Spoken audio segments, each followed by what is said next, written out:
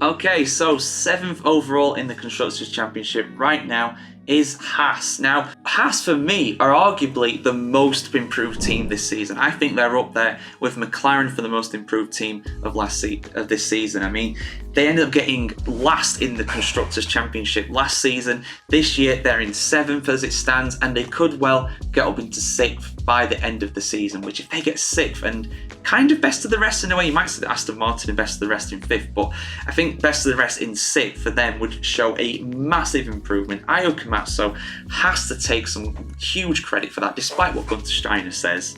He's totally not bitter about it all. But yeah, he's done an incredible job. The strategy has been fantastic at times. At times, you could argue they've maybe gone a bit too far with some of the things they've been asking Kevin Magnussen to do, and we will get on to Kevin Magnussen, don't worry. But yeah, I mean, it's been incredible for Haas. Their car is where it deserves to be in the Constructors. I feel like they've not been lucky particularly, but the fact that they've been doing this well is, it's no small part down to the team and how this change recently has affected them positively. Nico Hulkenberg at 2 has to take massive credit for Haas's uprise at the moment. I mean, it's an 11-2 a race battle between Hulkenberg and Magnussen.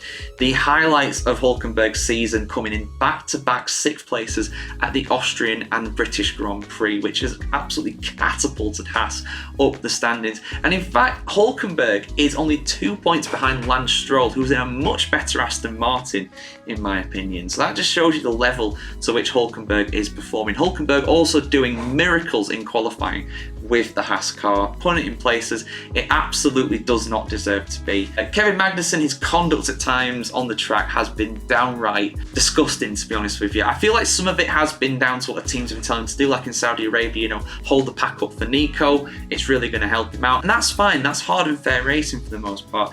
But there have been times when he's taken it too far as well, and most notably during the Miami sprint, where that was. If you look at my videos from back then on our Microsoft Start platform, because they're not on YouTube unfortunately, but if you go into Microsoft Start and look them up, I was not best pleased. I was not best pleased at all with what Magnussen was doing there. I do feel like the team has kind of told him to do that, but maybe took it a bit too far there. And he's been very lucky to avoid a race ban. Nobody will deny that.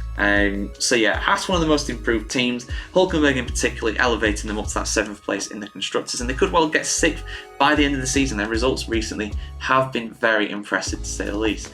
But what am I grading them? Well, I was to and froing about this one, to be honest with you. I was tempted to give them an A, but I will give them a B. If they beat RB and get up into 6th place by the end of the season, I'll give them an A. And I'll probably give Hulkenberg an A as well, because he would be the chief architect of that. Hulkenberg's also a driver that I was tempted to give an A grade for as well. He's been so impressive this season. I feel like a B is just about right though, because there have been some races when they have been anonymous, and to get an A grade for me, you have to be absolutely top of class to deserve that. But I can 100% see Hulkenberg getting an A grade by the end of the season. You look at some of the results as well this season. He's got 11th place in Japan, in Miami, in Imola, in Canada, in Spain. He's been so close to scoring points in those races as well, so close to scoring points in the vast majority of Grand Prix, but just falling short. So I'm going to give him a B. If I could give him a more specific grade, I'd give him a B+ for sure. He's just on the verge of an A. Magnussen, I've given a D. I mean, he has been replaced for next season by Esteban Ocon and Ollie Behrman. Obviously, Hulkenberg going to Audi, so he's leaving anyway. But yeah, I feel like he's been disappointing overall. His performances have been so far off of Hulkenberg. And yes, there have been reasons for that with the team tactics. Of course, I recognise that.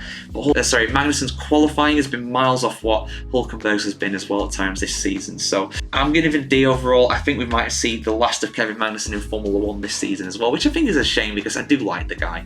He's one of the few opinionated Formula 1 drivers left. Some say for the worse, some say for the better. I say for the better, because it gives me more stuff to talk about with you guys. So there we go, guys. That's what Haas is. On to RB next.